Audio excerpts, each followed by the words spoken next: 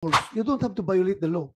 Sinasabi sa ating rules of engagement, sa ating police operational procedure, na dapat may kasama kayong, when you effect the arrest, dapat meron kayong kasamang yung unipermadong pulis. Nga po eh. Oo. So kung nagkamali kayo, napakadali lang naman. Wala doon ang hinahanap nyo. Pasensya na tanga, wala dito yung hinahanap namin. Alis na kami. Serve ng warrant sa isang tao na nasa loob ng bahay. Dapat ba kailangan mo ng search warrant? Sabi niya, no. Your Honor, maraming po salamat.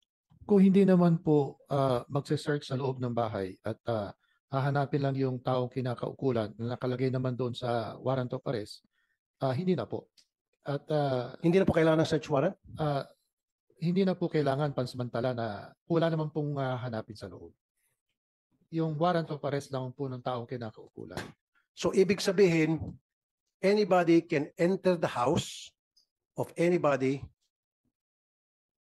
kung sa tingin nila nandoon yung kanilang target. That is very dangerous, Attorney Bernardo. So ibig sabihin, lahat ng pulis natin, basta't meron siyang hawak na warrant of arrest, pwede niya pasukin kahit na kaninong bahay, kahit na bahay mo. Kasi tulad ng sinabi nito, meron kami information na itong subject namin ay sa bahay ni Attorney Bernardo, pwede ka nang pasukin. Without the probable cause. Yung sinasabi mo, kung meron kang probable cause, kung nakita ng dalawang mata mo, o kung nakita mo dyan sa bintana na nagpapaypay, nakabukas ang bintana, then there's that probable cause. Pero kung wala kang nakita, base lamang sa chismis na sabi ng asset, nandyan yung subject, kailangan mo ng search warrant naman siguro, Attorney, sir. If I may quote, Your Honor, please. Yes, sir.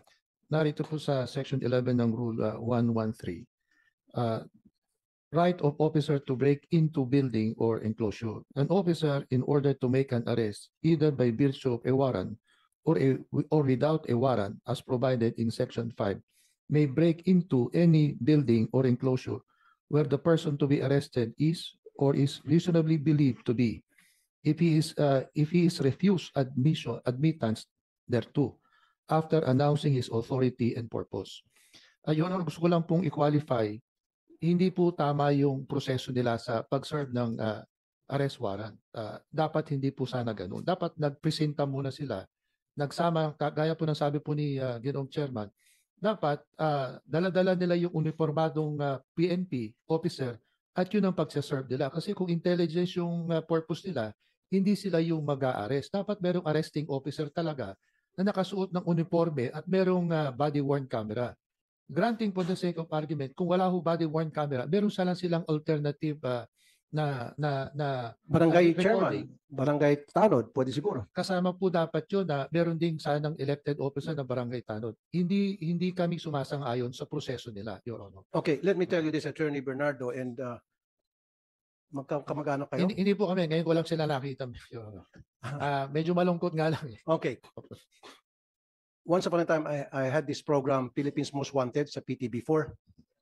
What it was is, nanghuli kami ng mga wanted na may warrant. Sumasama po ako sa CIDG.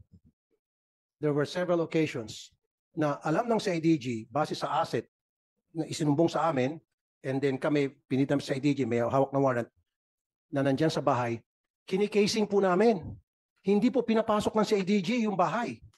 We wait, kuminsan umabot kami ng 2 days, kinikasing namin yan. Ngayon, paglabas, sa kadampot. Meron pa isang insidente, nagpanggap yung CIDG na magdi-deliver. May delivery dito, LBC. Nag-uniforme pa. May delivery para kay ganito, kay Juan.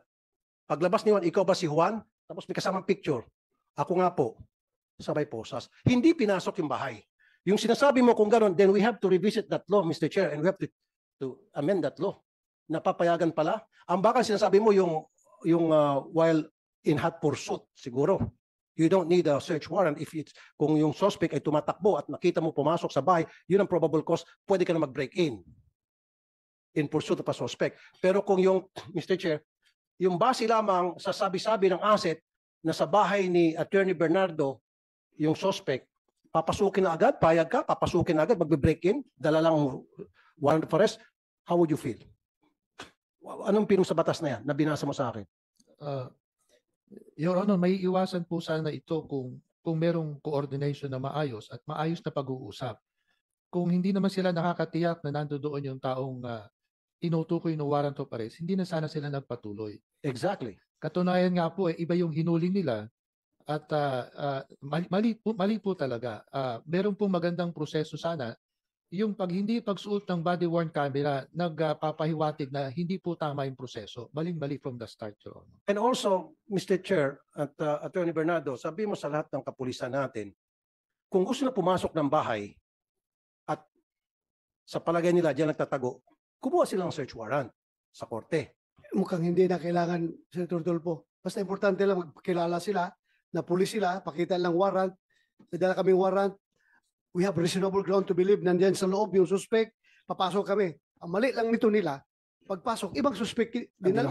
Ginawa pa ng istorya na nakipagsunto, lumaban, direct assault. So, Kasi, ibang nangyari. Mr. Chair, why am I talking about this? This is not the first time. Siguro ipupul ko sa mga videos ko sa Wante sa radyo, 5 times na. Papasukin ng pulis yung bahay. Kasi meron daw silang warrant of arrest. At sa maraming pagkakataon na yun, wrong house. At syempre, nandun na rin sila. Kaysa makasuhan sila, dadamputin nila yung tao doon. Tulad nangyari dito, dahil sa direct assault. Kasi syempre, papalag ka, Mr. Chair, sino ka? Hindi ka ng pulis. Di ba? Kaso talaga abutin nito nila. Pero yung spirit of the law naman na yan, yung rules of court, Rules of court 113. po, Your Honor. Rules of Ha? court. Rules of court po yung Ang spirit nabasa niya ko. is gusto talagang bigyan, i-empower yung ating law enforcement dahil kung wala yung rule na yan, inutil ang pulis natin. Hindi siya makahuli ng warrant ng isang tao na may warrant of arrest na nasa loob ng bahay. Hindi No. siya pwede mag-break in. Tama, Mr. Agree. Yan ang spirit Kasi yan. Gusto talaga sa tulungan experience ng ko, pulis Mr. Chair, makahuli. Doon sa Philippines Most Wanted, tulad sinabi ko kanina, sa PTV for many years ago, kinikasing po namin yung bahay. For 2 days and 2 nights, kasama po ako, magkikasing kami. Nakaabang kami dyan. Naka-civilian close yung sa ADG. After 2 days, lumabas yung suspect sa kadinampot. Tapos sabi ko, pangalawa, Mr. Chair, nagpanggap na delivery ng LBC. Magdi-deliver kay Juan. May deliver para kay Juan, kumatok. Nandiyan ba si Juan? Ano yan? Sabi nung kasambahay. Eto, may package. Lumabas si Juan, inaresto. Malinis. Yung diskarte, kung paano mag-diskarte na hindi natin mabayulit ang batas. Ito talaga sa kanila, mali na nga yung ginawa, dinagdagan pa ng mali. Kasi Correct. ibang tao ang ginurong. So, Attorney Bernardo, maling-mali yung proseso nila na they should not have done that. Sabi mo, dapat may police. Sabi nila, yung may kasamang uniform personnel. Yung uniform personnel, sabi niya, a few blocks away. Sabi niya, a few blocks away. Tama po ba yun? Mali po yun. Dapat kasama po. Dapat katukin muna at kausapin yung naninirahan sa loob ng bahay na kung saan tiyakin yung yung warrant of arrest na dapat tiyakin ko anong bahay kasi nakadescribe puro kung saan bahay huhulihin at yung pangalan ng tao. Kung natitiyak nila na nasa loob, kausapin muna at kasama dapat yung pulis na naka-uniformado at merong mahigpit yung kautusan kasi ng Supreme Court na dapat merong body-worn camera.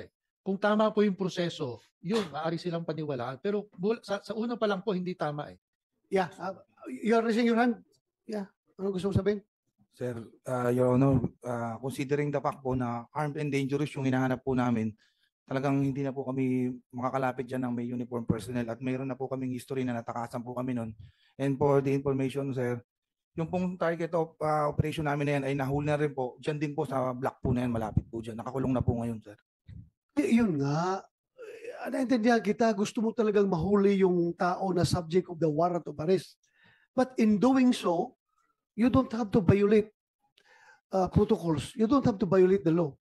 Sinasabi sa ating rules of engagement, sa ating police operational procedure, na dapat may kasama kayong, when you effect the arrest, dapat meron kayo kasamang yung unipermadong police na mag-aresto. Kayo kasi intelligence kayo. You should be limiting yourself sa function nyo as intelligence, to gather intelligence, information. Doon lang kayo. Pero pag aresto, dapat ang arresting officer, kuha na, yung naka-uniforme na. Sukat kung hindi nyo nahuli, basta wala lang kayong kaso. Di ba? Gusto nyo mahuli. Binayulit naman nyo yung batas. binailit yung police operational procedure. So mali yun. Kasi yung procedure ninyo. Kung sinunod yung procedure, hindi sana nagkaganon, hindi sana nagkaroon tulakan. Tama ba, Attorney Bernardo? Yes, Your Honor. Tsaka yung sinasabing, Your Honor, na reasonable belief, yun po yung presentasyon nila sa husgado na nakakatiyak sila base doon sa testigo na kung isa-serve yung warrant of arrest, nandoon yung taong kinaukulan. Iba po yung time lag nung nag-apply ng warrant of arrest tsaka yung execution, implementation ng warrant of arrest, iba pa po yun. Kaya dapat i-substantiate nila nung araw na nagse-serve sila ng warrant of arrest, ano yung kanilang pinagbabasihan na naniniwala sila na nasa loob ng tahanan yun. Kaya sana Hindi, patunayan nila yun. kung ako rin na, attorney, yung ako operative, meron akong asset nagsasabi, positive sir, andyan sa loob, nakita ko. So for me, that's enough reasonable ground to believe na andyan sa loob. Dahil talagang positive yung aking asset eh. For me, ako kung ako ang operative, I have enough reasonable ground to believe na andyan sa loob. Kaya pasukin ko ito dahil sabi ng asset ko, sigurado ka, nakita ko siya nasa loob. So, yun ang reasonability ko. Yun po, Yun. totoo po yun. Kung sa paniwala nila nando doon, pero mapapatunayan po yan pagkatapos na mangyari. Tsaka yung proseso. Kasi kung Hindi nga mapatunayan dahil negative nga eh. Wala Kaya na nga- doon sa loob. kaya nga po Oo. kung So kung nagkamali kayo, napakadali lang naman. Wala doon ang hinahanap nyo. Pasensya na tanga, wala dito yung hinahanap namin. Alis na kami. Bakit pinagbibit-bit pa ninyo yung tatay, tapos nagbisita doon, kinulong pa ninyo? Bakit ganoon naman? Mr. Chair? Yes.